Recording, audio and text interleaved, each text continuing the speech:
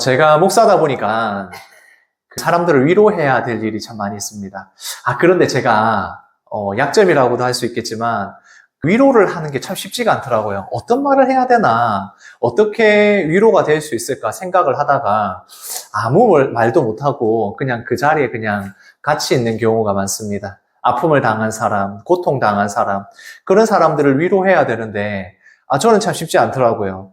그래서 좀 찾아보니까 위로를 하는 방법이 나와 있더라고요. 이 세 가지로 이야기할 수 있는데, 첫 번째는 무엇이냐? 공감하는 겁니다. 그 감정에 공감해줘라. 그러니까 지금 슬프고 아프고 한 그것에 대해서 공감해줘야 되는데, 거기다 대고, 좀 지나면 괜찮습니다. 그거 별일 아닙니다. 이런 식으로 하면 안 된다는 거죠. 일단, 그 감정에 공감을 하라. 이게 가장 중요합니다.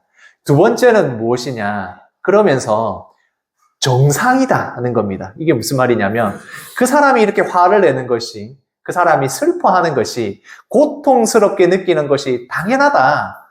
그것을 인정해 주라는 겁니다. 네가 이렇게 슬프구나. 네가 이렇게 힘들구나. 당신이 그렇게 힘들고 아파하고 지금 화가 나는 거, 이것이 너무나도 당연합니다. 이렇게 해줘야 된다는 겁니다. 세 번째는 무엇이냐? 그 사람의 가치를 인정해 줘라. 이게 무슨 말이냐? 그렇게 슬퍼하고 고통하고 꼭 실패한 것 같지만 그렇지 않다. 당신에게는 무한한 가치가 있고 지금 이것은 곧 지나가고 나면 또 다른 또 당신의 놀라운 일들이 일어난다. 가치가 있다. 당신은 이것 때문에 실패하지 않았다. 이렇게 그 사람의 가치를 인정해줘라. 내가 인정하는 그 사람에 대해서 이야기를 해줘라는 것입니다. 이렇게 제가 이야기를 하지만 잘 위로할 수 있을까? 또 아프고 고통당하는 사람을 만나면 또 아무 말도 못하고 옆에 있지는 않을까? 그런 생각이 듭니다. 사람이 위로를 받는다는 거 중요하지만 사실 어떻습니까? 우리 가까이 있는 부부, 사랑하는 사람들, 내가 사랑하는 자매, 형제들이 나를 위로하는 것이 내게 엄청나게 위로가 된다기보다 화가 날 때도 있고 잘 위로가 되지 않을 때가 있지 않습니까? 결국 이 위로라는 게 해주는 것도 쉽지 않고 받는 것도 참 쉽지가 않은 것 같습니다. 그런데 우리는 이 시간, 예배의 시간에 우리를 위로하시는, 우리를 너무나도 잘 아셔서 내 모든 감정에 공감하실 뿐만 아니라 나의 문제들까지도 해결해 주실 수 있는 그 주님이 오늘 우리를 위로하실 줄 믿습니다. 말씀을 통해서 우리를 위로하실 것이고 우리의 삶 가운데서 우리를 인도하시면서 위로하실 것이고 또한 진짜 말씀을 통하여 이루어지는 일들을 통해서 환경을 바꾸어 주시고 사람을 바꾸어 주시고 이 모든 것을 통해서 우리를 위로하시는 주님이신 줄 믿습니다. 특별히 오늘 주님이 주시는 이 세 가지 위로를 묻지 못하는 제자들의 세 가지 질문을 통해서 주님이 어떻게 우리를 위로해 주시는지를 한번 살펴보려고 합니다. 예수님께서 오늘 말씀에서 보면 너희는 마음에 근심하지 말라라는 말씀으로 시작합니다. 이게 무슨 말입니까? 제자들이 근심하고 있다는 말이고 걱정하고 있다는 말입니다. 왜 제자들이 지금 근심하고 걱정하고 있습니까? 예수님께서 떠나신다고 하니까 제자들과 함께 하지 않는다고 하니까 이 제자들이 근심합니다. 그런데 거기에 용감하게 나서서 나는 그래도 예수님을 떠나지 않을 겁니다. 나는 예수님과 함께 하겠습니다. 한 베드로에게 다 울기 전에 네가 나를 부인할 것이다. 이런 이야기까지 들었으니 이 제자들에게는 근심거리가 가득하고 걱정이 가득한 겁니다. 그렇게 마음에 근심하고 있는 이 제자들을 향하여 너희는 마음에 근심하지 말라. 나를 믿으니 곧 하나님을 믿어라 라고 이야기합니다. 하나님을 믿고 예수 그리스도를 믿은 너희는 근심하지 말라라고 하십니다. 그렇게 말씀하시면서 이제 제자들을 향하여 말씀합니다. 같이 읽겠습니다. 너희를 위하여 거처를 예비하러 간다. 예수님께서 근심하고 걱정하고 두려워하는 제자들을 향해서 걱정하지 마. 나를 믿으면 돼. 나를 믿는 것이 하나님을 믿는 것이고 그러면 괜찮아 라고 하시면서 주시는 위로의 말씀이 무엇이냐? 내가 너희를 위하여 가는 것은 거처를 예비하기 위해서 가는 것이다 라고 말씀합니다. 이 말은 우리가 생각할 때 주님께서 이제 이 모든 믿는 자들이 구원받는 천국에 엄청나게 많은 믿는 자들이 들어올 것이니까 확장 공사가 필요하구나. 그래서 천국에 가셔서 지금 이 모든 사람이 들어올 수 있도록 건설을 하려고 집을 지으려고 하시는 거다. 이렇게 생각을 할 수 있지만 그거하고는 조금 다릅니다. 예수님이 목수니까 이제 그 건축을 위해서 집 지으러 가시는구나. 그런 의미가 아니라는 겁니다. 물론 성도님들 그런 의미가 아니다라는 건 눈치는 채고 계셨겠지만 이게 어떤 의미인지를 한번 살펴볼 필요가 있습니다. 거처를 예비하러 가신다. 이것은 이 이스라엘 사람들, 유대인들에게는 잘 알아들을 수 있는 의미가 있습니다. 어떤 의미냐면 이 이스라엘 백성들의 결혼 풍습을 보면 알 수 있습니다. 결혼을 하려면 이스라엘에서는 남자와 여자가 서로 약혼을 하게 됩니다. 약혼을 하면 이미 결혼한 것으로 생각합니다. 그렇게 약혼식을 하고 난 뒤에 어떻게 하느냐? 서로 각자의 집으로 갑니다. 그리고 남자는 열심히 함께 살아갈 집을 구합니다. 그렇게 집이 구해지면 이제 함께 결혼을 하느냐? 이게 마음대로 되는 게 아닙니다. 이때는 신랑의 아버지가 되는 사람이 아버지가 결혼을 해도 된다라고 허락이 떨어져야 아내 되는 사람을 데리러 갈 수 있습니다. 그러니까 거처를 준비하러 간다 이 말은 신랑 대신 예수님이 이제 신부 되는 제자들, 예수 믿는 사람들을 위하여 준비하러 가는 것인데, 그런데 이것은 아버지가 허락해야 되는 거니까 이것은 아내가 될 사람도 남편이 될 사람도 아무도 모릅니다. 누구만 알고 있습니까? 신랑의 아버지만 알고 있습니다. 그러니까 이때가 언제일지는 모르지만 다시 거처를 마련하면 올 것이다 라고 말씀합니다. 이미 약혼을 했으면 결혼을 한 것과 마찬가지이기 때문에 절대 안 오는 경우가 없습니다. 즉 다시 말해서 신랑 대신 예수님께서 반드시 오시겠다라는 약속인 것입니다. 내가 너희들을 위하여 거처를 예비하러 간다 이 말은 신부를 맞이하기 위한 신랑이 다 준비가 되면 무조건 오게 되어 있다는 이야기를 하는 겁니다. 근심하고 걱정하고 예수님이 우리를 떠나신다는 그 걱정을 하고 있는 제자들을 향하여서 예수님께서 주시는 위로의 말씀은 반드시 내가 돌아온다. 내가 돌아오게 되는 그날은 우리가 함께 결혼의 잔치가 일어나는 날이고 그때에 우리가 영원히 함께 하게 될 것이다 라는 약속을 주시는 것이고 또한 제자들에게 위로의 말씀을 주시는 겁니다. 예수님께서 다시 오신다는 그 약속은 하나님 아버지만 알고 계시는 그때는 언제인지 알 수 없으나 반드시 오신다는 약속을 제자들에게 하고 있는 것입니다. 그렇게 말씀을 했을 때 도마가 예수님께 묻습니다. 같이 읽겠습니다. 주께서 어디로 가시는지 우리가 알지 못하거늘 그 길을 어찌 알겠사옵나이까. 예수님께서 너희들이 내가 가는 그 길을 알게 될 것이다 라고 말씀을 하니까 그 제자들 중에 도마가 아니 우리가 예수님이 어디로 지금 가시려고 하는지도 잘 모르겠는데 거처를 준비하신다고 하지만 거기가 어딘지도 모르는데 우리가 그 길을 어떻게 알겠습니까? 우리가 주님이 가신 그 길을 어떻게 따라가겠습니까? 이렇게 질문을 하게 되는 것입니다. 우리가 예수님을 믿는다라고 했을 때 예수 믿는 사람으로 살아가는 것은 우리가 세상 사람들과 다른 방향으로 나아간다는 건 알고 있습니다. 그런데 가끔 가다 보면 이 길을 잊어버리고 방황할 때가 있습니다. 우리와 늘 함께 하신다는 예수님, 그 말씀을 믿고 순종하며 살아가고자 하지만 그 길이 어디인지 헷갈릴 때도 있고 이게 맞는가 저게 맞는가 그렇게 어느 길이 맞는지 헷갈릴 때도 있고 어려울 때가 있다는 것입니다. 그런 제자들에게 그런 우리 성도들에게 예수님께서 하시는 말씀은 바로 이것입니다. 같이 읽겠습니다. 내가 곧 길이요 진리요 생명이니 예수님이 바로 그 길이고 예수님이 그 길에서의 진리고 예수님을 따라가는 그 길이 생명이 있으니 바로 이 길이다 라고 말씀해 주시는 겁니다. 여기서 말하는 이 예수님이 길이요 진리요 생명이라는 이 말씀은 우리가 가야 할 방향이 어디인지를 보여줍니다.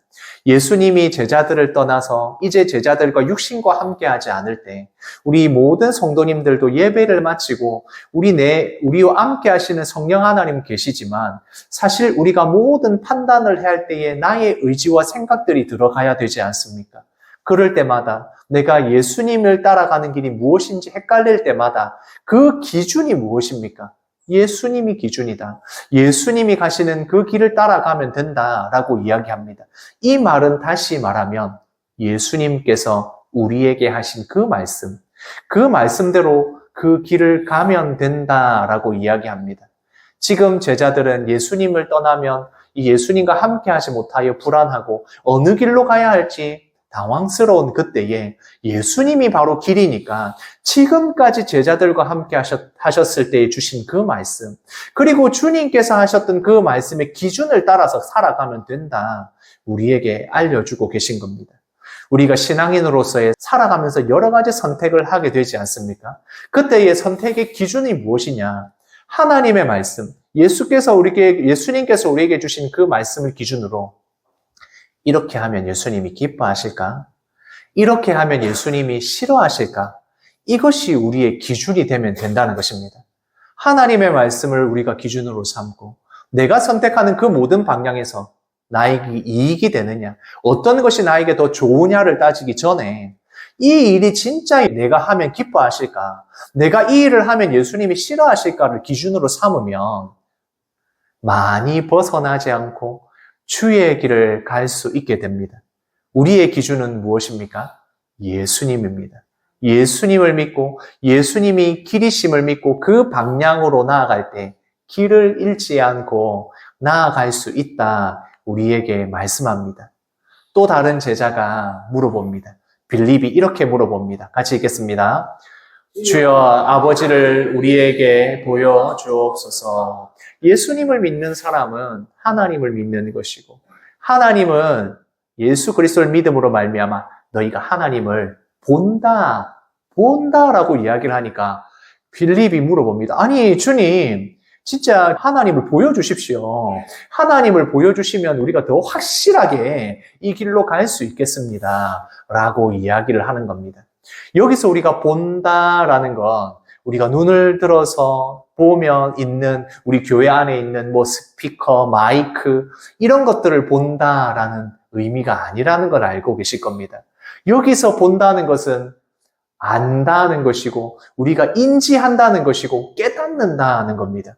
우리가 하나님을 보기를 원합니다. 실제적으로 보기도 원하지만 하나님이 하시는 그 일들, 예수님을 믿으며 하나님을 본다고 하는데 그것을 깨닫기를 원합니다. 제자들이 이렇게 물어보고 있는 것입니다. 그때 예수님께서 말씀해 주십니다. 하나님을 믿는 것이 나를 믿는 것이고 나를 믿으면 하나님을 믿는 것이다. 하나님이 내 안에 계시고 내 안에 하나님이 계심으로 우리가 하나인 것을 너희가 알지 못하느냐라고 이 보는 것에 대해서 물을 때 하나님을 보고 싶다고 했을 때 이 예수님께서 이렇게 말씀하십니다. 하나님과 예수님, 성령 하나님이 삼위일체이심을 말해 주시는 겁니다.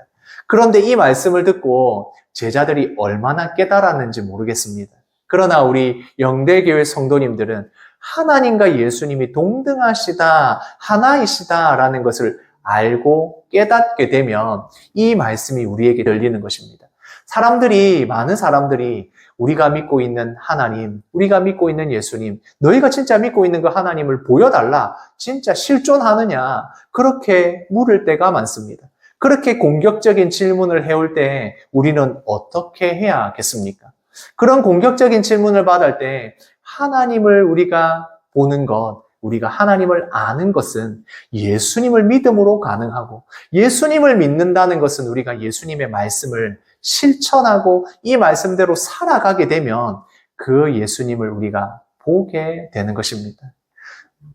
말씀을 같이 함께 읽겠습니다. 내가 아버지 안에 거하고 아버지께서 내 안에 계심을 믿으라. 그렇지 못하겠거든 행하는 그 일로 말미암아 나를 믿으라. 아버지 안에, 하나님 안에 예수님이 계시고 예수님 안에 하나님이 계심을 너희가 믿지 못하겠거든. 그게 진짜 안 믿어진다면 지금까지 예수님이 행하신 그 일을 통해서 예수님께서 십자가 지시고 부활하시고 승천하시는 그 일로 말미암아 나를 믿으라라고 제자들에게 말씀합니다. 그러면 우리는 어떻게 예수 그리스도를, 그 예수 그리스도 안에 계신 하나님을 믿을 수 있겠습니까? 예수님이 행하신 그 일이 기록된 성경의 말씀을 우리가 믿음으로, 행하신 주의 일을 우리가 읽고 그것을 깨달아서 아멘으로 받게 될 때 그 하나님을, 그 예수님을 한 분이심을 믿게 된다는 것입니다. 제자들에게 행하는 그 일로 말미암아 믿으라 라고 제자들에게 방법을 알려주시는 겁니다. 우리가 너무나도 잘 알고 있는 것이죠. 지구는 어떻습니까? 둥급니다.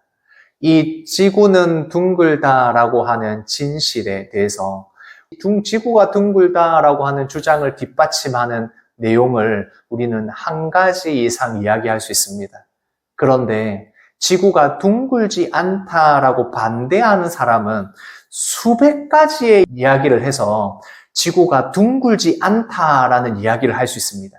이것이 참 진리고 진실이라는 것을 이야기하는 것은 한두 마디로 이야기가 끝나지만 이것이 가짜다 아니다라고 이야기하는 건 수백 가지로 이야기할 수 있다는 겁니다.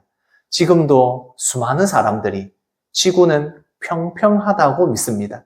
지구가 둥글지 둥글지 않은지에 대해서 이 참 진리도 이런 상태다는 겁니다. 그러니까 우리가 하나님이 계신다. 우리가 하나님을 믿고 있다. 하나님이 진짜 계신다. 이 모든 세상을 창조하셨다는 것을 믿는 진리를 우리는 아멘으로 받았지만 그것이 아니다, 거짓이다라고 이야기하는 수많은 것들의 공격에서 우리는 그것들을 다 반박할 수도 없습니다. 그러나 우리는 그것을 믿게 되었습니다.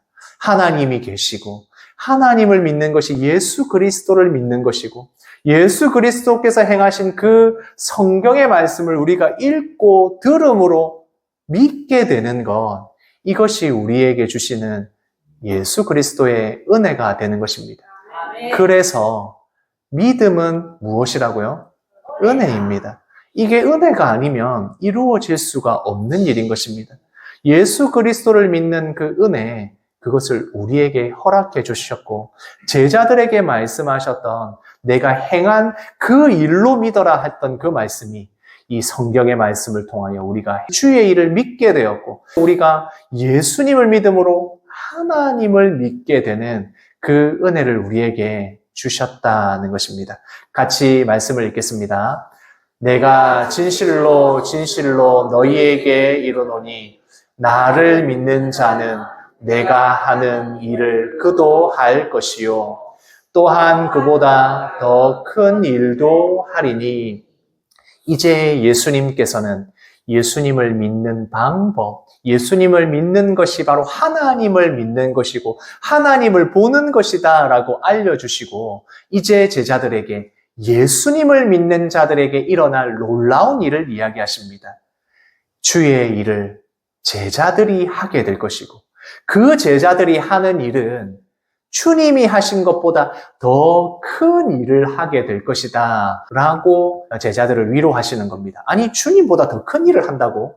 주님께서 하신 그 일이 무엇입니까? 이 이스라엘 백성들에게 주의 복음을 가르쳐주고 구원받는 방법에 대해서 알려주셨다면 그러면 제자들은 어떻게 더 큰 일을 한다는 것입니까? 바로 이 더 큰 일은 예수님은 유대인들에게만 전했던 이 복음을 온 세상 모든 사람들에게 주의 복음을 전하게 될 것이다. 바로 더 큰 일을 하게 될 것이다 라고 말씀합니다. 그런데 어떻게 더 큰 일을 하게 되느냐? 예수님이 아버지께로 가게 되면 너희가 더 큰 일을 하게 된다라고 말씀합니다. 그러니까 온 세상에 복음이 전해지기 위해서 이 더 큰 일을 하기 위해서는 어떻게 돼야 한다는 말입니까? 예수님께서 아버지께로 가셔야만 가능하다는 겁니다. 다른 말로 하면 예수님이 십자가를 지셔야만, 예수님이 십자가에서 모든 사람들을 위하여 피 흘려주시고 죽어주셔야만 제자들이 온 세상에 주의 복음을 전할 수 있게 된다. 이렇게 말씀해 주시는 겁니다. 예수님께서 제자들에게 말씀하셨던 것처럼 한 알의 밀알이 땅에 떨어져서 그것이 썩어서 싹이 나서 열매를 맺게 되는 그 일이 예수님을 통해서 시작될 것이고, 예수님이 그렇게 하셔야만 모든 제자들이, 모든 믿는 자들이 주의 복음을 온 세상에 전하는 더 큰 일을 하게 된다는 겁니다. 온 세상에 주의 복음을 전하는 그 일을 제자들이 이 큰 일을 한다는 것은 참 쉽지 않은 일입니다. 그래서 주님께서는 약속하십니다. 같이 읽겠습니다. 내 이름으로 무엇이든지 내게 구하면 내가 행하리라. 예수님께서 예수님의 이름으로 기도할 때에 구하면 그것들이 이루어질 것이다. 주께서 부활하시고 승천하셔서 하나님 우편에 계시면서 기도를 들으시고 그 기도에 응답하실 것이다. 주의 복음을 전하는 더 큰 일을 감당하는 제자들에게 기도에 응답을 주신다는 겁니다. 여기서 예수님이 주시는 약속이 이것입니다. 기도의 능력이 어디에 있는지 알려주십니다. 기도를 우리가 생각할 때 열심히 기도하고 집중해서 기도하고 많은 시간을 들여서 기도하고 그래야 들으시는다 이렇게 이야기하지 않으셨습니다. 주께 구할 때 그 큰 일을 감당할 수 있도록 내게 기도하면 이루어지게 하신다. 행할 것이다 라고 말씀합니다. 우리가 기도하는 그것은 주께서 우리에게 약속하셨기 때문에 이루어지는 것입니다. 내가 어떻게 기도를 해야 이루어진다가 아니라 주께서 내가 기도할 때에 주의 그 큰 일을 감당하기 위해서 주의 복음을 전하기 위하여 기도할 때 하나님의 그 일이 나를 통하여 이루어지기를 기도할 때 이루어 주신다라고 우리에게 약속하시는 겁니다. 그뿐만이 아닙니다. 또한 우리에게 도우시는 분을 보내어 주십니다. 같이 읽겠습니다. 그가 또 다른 보혜사를 너희에게 주사 영원토록 함께 있게 하리니. 예수님이 육신으로 제자들과 함께 하지 못하지만 이제 보혜사 성령 하나님을 보내어 주신다라고 약속하십니다. 보혜사, 우리와 함께 동행하는 분, 우리를 도우시는 분, 우리의 모든 것들을 이끌어 주시는 우리의 상담자 되시는 그 보혜사 성령 하나님을 우리에게 보내어 주시겠다, 제자들에게 보내어 주시겠다고 약속합니다. 실제로 예수님께서 승천하신 후에 오순절 다락방에서 제자들에게 성령 하나님을 임재를 경험하게 되고 그때부터 제자들이 온 세상에 주의 복음을 전하는 그 일을 감당하게 됩니다. 우리와 함께 하시는 주님의 약속이 있습니다. 우리와 늘 동행하시는 보혜사 성령 하나님이 계시다는 것, 우리의 삶 가운데 깨닫게 되는 것입니다. 심지어 지금 오늘 우리에게 주시는 이 말씀을 깨닫는 것조차, 우리가 이 말씀을 믿게 되는 것도 성령 하나님이 나와 함께 하시기 때문에 이것을 알게 되는 것입니다. 우리가 기도할 때에 우리의 기도를 들으시는 그 주님께서 성령 하나님이 나와 함께 하시면서 이 한 주간의 삶 가운데 우리와 함께 하는 것, 성령 하나님의 능력을 경험하게 되는 것입니다. 같이 읽겠습니다. 너희를 고아와 같이 버려두지 아니하고 너희에게 오리라. 우리를 부모가 없는 자식처럼 내버려 두지 않으시고 반드시 다시 오신다. 다시 오실 때까지 성령 하나님이 너희와 함께 할 것이니 너희는 혼자가 아니다. 함께 하시는 아버지가 계신다. 함께하는 부모가 있다. 그러니 담대하라 라고 말씀하시는 겁니다. 근심하고 걱정하는 제자들을 향하여 주께서 주시는 약속의 말씀이 바로 우리와 함께 하신다. 너희를 고아와 같이 내버려 두지 않으시겠다 라고 약속하시는 겁니다. 그러나 제자들은 여전히 근심하고 있습니다. 같이 읽겠습니다. 주여 어찌하여 자기를 우리에게는 나타내시고 세상에는 아니하려 하시나이까. 이 질문은 유다가 하게 됩니다. 말씀에서 보면 가롯 유다가 아닌 유다다라고 되어 있습니다. 그래서 이 제자 중에 다데오가 아닐까라고 생각을 합니다. 이 질문은 아니 그러면 왜 이렇게 주께서의 사랑이 세상에서는 나타내지 않고 왜 우리에게만 예수님이 나타내십니까? 이 말을 다른 말로 저는 이렇게 생각합니다. 왜 믿지 않는 자가 이렇게 많습니까? 예수님께서 온 세상을 위하여 하신 이 일을 왜 세상 사람들은 모르고 넘어갑니까? 그들은 왜 예수님을 외면합니까? 믿는 것을 왜 외면합니까? 이렇게 물어보는 질문이라고 생각합니다. 예수님께서 말씀하셨던 내가 사랑하는 자들에게 나타내리라. 내 계명을 지키고 나를 사랑하는 자는 내가 나타내리라고 했던 이것이 왜 그 사랑하는 자들에게만 나타납니까? 이렇게 묻고 있는 것입니다. 그때 예수님께서 이렇게 대답을 하십니다. 주를 사랑하는 것이 먼저고 그 사랑하는 사람은 주의 말씀을 지키게 됩니다. 주의 말씀을 지킴으로 하나님께서 그를 사랑하게 됩니다. 그를 사랑함으로 그 하나님의 사랑을 보고 그 사람에게로 주께서 오십니다. 하나님이 나에게 오셔서 이제 우리와 함께 이미 이루어진 우리를 위하여 예비된 거처에서 함께하게 될 것이다 라고 말씀합니다. 즉 다시 말해서 주를 사랑하는 자 외에 이 모든 것들이 이루어지지 않는다라고 우리에게 말씀합니다. 같이 읽겠습니다. 나를 사랑하지 아니하는 자는 내 말을 지키지 않는다. 주의 사랑이 모든 사람들에게 드러나고 보이지만 주의 사랑에 반응하는 자만, 주를 사랑하게 되는 자만 하나님의 말씀, 주의 말씀을 지키게 된다는 것입니다. 그래서 이 주의 말씀을 지키게 된다는 것, 주를 사랑하는 사람이 아니면 모든 사람들에게 다 밝히 보여지고 나타나더라도 알지 못하고 외면하게 된다는 것입니다. 즉, 이 사랑의 반응, 내가 주를 사랑하게 되는 이 반응조차도 우리에게 은혜라는 것입니다. 주의 제자들에게 주시는 위로는 모든 사람들에게 주의 복음을 전하게 되고 예수 그리스도의 사랑이 나타날 때에 많은 사람들이 거부하고 거절하더라도 그것이 당연하다라고 알려주시는 겁니다. 오늘 말씀을 통하여 주께서 주시는 세 가지 위로를 볼 수가 있습니다. 첫 번째 같이 읽겠습니다. 주님은 다시 오신다. 신랑 되신 주님께서 모든 것을 준비하시고 약속한 대로 신부인 교회를, 신부인 우리 성도들을 맞이하러 오신다는 겁니다. 그래서 지금 우리의 현재의 모든 상황 가운데서 어려움과 근심과 사건과 사고와 여러 가지 일을 만날 때에 다시 오실 예수 그리스도, 신랑 되신 그 주님을 우리가 기다리는 것입니다.